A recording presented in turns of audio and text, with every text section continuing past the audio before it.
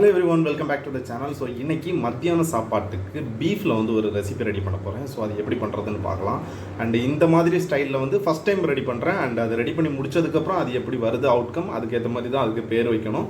So அதனால் video கடைசி வரைக்கும் பாருங்கள். அண்ட் பிடிச்சிருந்ததுன்னா நீங்களும் இந்த மாதிரி ட்ரை பண்ணி பாருங்கள். இப்போ வீடியோ கண்டினியூ பண்ணலாம், எப்படி பண்ணுறதுன்னு பார்க்கலாம். ஓகே, இப்போ அந்த பீஃப் ரெசிபி வைக்கிறதுக்கு எண்ணெய் வந்து நல்லா காஞ்சிருச்சு. மண் சட்டியில் தான் வைக்க போகிறேன். இப்போ பட்டை, கிராம்பு, ஜீரகம், சோம்பு கொஞ்சம் போட்டுக்கிறேன். நெக்ஸ்ட்டு சின்ன சின்னதாக நறுக்கி வச்ச தேங்காய். இந்த தேங்காய் வந்து நல்லா பொன்னிறமாக வர வரைக்கும் இதில் வந்து ஃப்ரை பண்ணிக்கிறேன். இப்போ தேங்காய் வந்து ஓரளவுக்கு வந்துருச்சு. ஸோ இப்போ பச்சை மிளகாய், கொஞ்சம் கருவேப்பிலை போட்டு இதை நல்லா ஃப்ரை பண்ணிக்கிறேன்.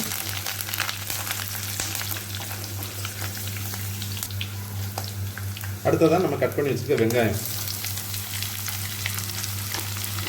வெங்காயத்தை எண்ணெயில் நல்லா வதக்கி விட்டுட்டு, வெங்காயம் வந்து ரொம்ப பொன்னிறமாக வர்ற வரைக்கும் வதக்கணும். எப்படி ஒரு 10 மினிட்ஸ் ஆகும் இது.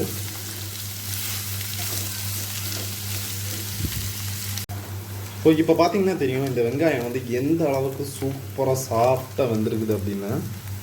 இதுதான் கரெக்டான பக்குவம். இப்போது நம்ம எடுத்து வச்சுருக்க தக்காளி வந்து கொஞ்சம் ஆட் பண்ணிக்கலாம். தக்காளி வந்து இதுக்கு நிறைய போடக்கூடாது. ஒரு தக்காளி கட் பண்ணியிருந்தேன், அதில் ஒரு 3/4 வாசி போட்டுக்கிறேன், அவ்வளோதான். ஸோ இந்த தக்காளியும் நல்லா வேகிற அளவுக்கு கிண்டி விட்டுடலாம். அதை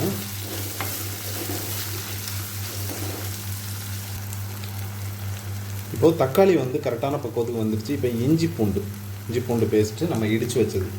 ரொம்ப பேஸ்ட் மாதிரி இல்லாமல் கொஞ்சம் நரன்னு ரஃப்பாக இருக்கிற மாதிரி இடித்து வச்சுருந்தேன்.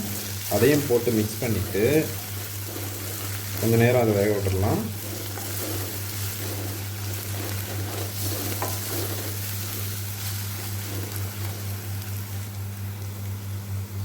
ஓகே, இப்போ இந்த மிக்சிங் வந்து கரெக்டாக ரெடி ஆகிடுச்சு. இப்போ நம்ம எடுத்து வச்சுருக்க பீஃபை கொட்டிக்கிறோம்ல. ஓகே, பீஃபை போட்டாச்சு. இப்போது அடுத்ததாக இதுக்கு தேவையான மசாலா, தேவையான அளவு உப்பு, கொஞ்சமாக வத்தல் பொடி போடுறேன். அப்புறம் 1 ஸ்பூன் மல்லிப்பொடி, கொஞ்சமாக மஞ்சள் பொடி அண்ட் பிளாக் பெப்பர் 1 ஸ்பூன். அப்புறம் நம்ம அரைச்சி வச்ச அந்த ஸ்பெஷல் மசாலா ஒரு 3 ஸ்பூன். அவ்வளோதான். இவ்வளோதான் இதுக்கு மசாலா இப்போதைக்கு. அண்ட் இதை வந்து இப்போ நல்லா இதில் புரட்டி விட்டுக்கலாம்.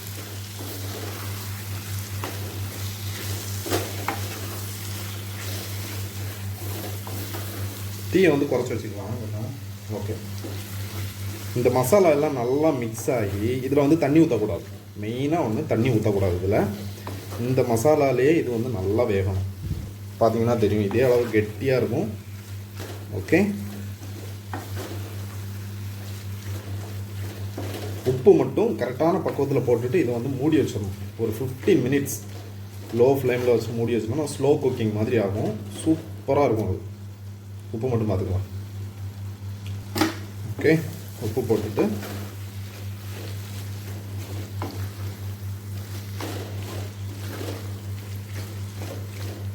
நல்லா கிண்டி விட்டுட்டு இதை இப்போ அப்படியே மூடி வச்சிடலாம். அவ்வளோதான். ஒரு 15 to 20 மினிட்ஸ் இப்படியே இருக்கும். அதுக்கப்புறம் எடுத்து பார்க்கலாம். ஓகே, இப்போது நம்ம வந்து இதை ஆல்ரெடி இடையில ஒரு வாட்டி எடுத்து பார்த்துட்டேன். மறுபடியும் ஓப்பன் பண்ணி பார்க்குறேன். சூப்பராக ரெடியாக இருக்கும்னு நினைக்கிறேன். வாவ், அந்த தண்ணியெல்லாம் நல்லா ட்ரை ஆகிடுச்சு. அண்ட் அந்த ஆயில் கண்டென்ஸ் மட்டும்தான் அதில் இருக்குது. சூப்பராக வந்துருக்குது, ரொம்பயாக இருக்குது. இப்போ இது கூட என்ன பண்ண போகிறேன்னா, டாப்பிங்ஸுக்கு இன்றைக்கி ஒரு ஸ்பெஷலான இது ரெடி பண்ணி வச்சுருக்கேன் இந்த ரெசிபிக்காக. மல்லி, ஜீரகம். இது பார்த்திங்கன்னா மல்லி, ஜீரகம் அண்ட் சோம்பு இதெல்லாம் போட்டு ரொம்ப பவுடராக இல்லாமல் நரன்னு பொடிச்சு ஒரு இது வச்சுருக்கிறேன். ஸோ அதை இது மேலே ஒரு 2 ஸ்பூன் தூவி விட்டுக்கலாம். அப்படியே தூவி விட்டுட்டு அதை இது கூட சேர்த்து நல்லா மிக்ஸ் பண்ணி விட்டுடலாம்.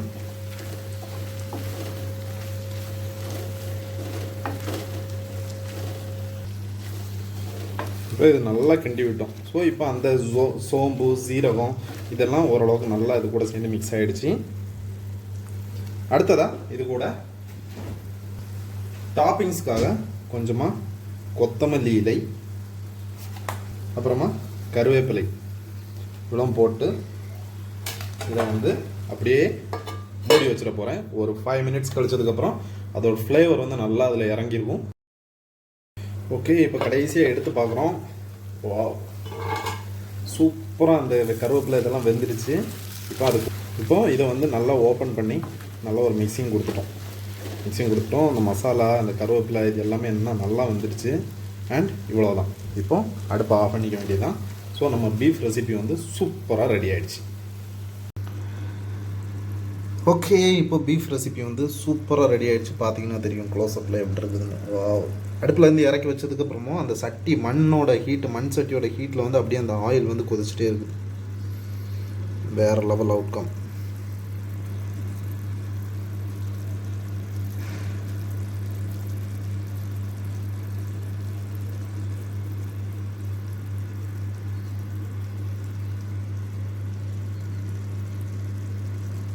ஓகே, இப்போ பார்த்துருப்பீங்க நம்ம பீஃப் ரெசிபி வந்து சூப்பராக ரெடி பண்ணிட்டேன். அண்ட் இதோட அவுட்கம் வந்து பார்த்துருப்பீங்க எப்படி இருந்தது. அண்ட் நீங்கள் இந்த மாதிரி ட்ரை பண்ணீங்க. இது ஆக்சுவலாக கைண்ட் ஆஃப் பீஃப் சுக்கானே சொல்லலாம். அந்த மாதிரி தான் இதோட டேஸ்ட்டும் அதோட லுக்கும் வந்து அந்த மாதிரி தான் இருக்குது. நீங்களும் இந்த மாதிரி ட்ரை பண்ணி பாருங்கள். மீண்டும் அடுத்த ஒரு வீடியோவில் சூப்பராக பர்ஃபெக்டான ஒரு வீடியோவில் பார்க்கலாம். And by.